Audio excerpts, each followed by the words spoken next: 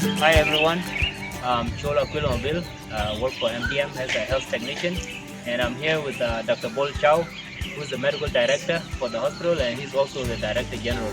The construction of this drainage system, there is improved sanitation, and there is reduced incidence of the malarial breeding sites in the hospital. The renovation of the latrines that are just behind here, that has led to improved sanitation, and the patients and the workers of the hospital.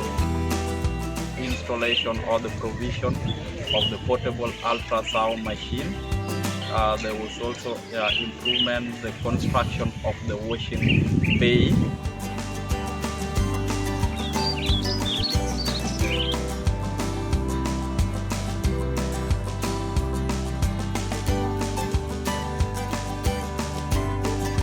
Thank INACO volunteers about the great work that they have done. For the support that they've given to Bor State Hospital.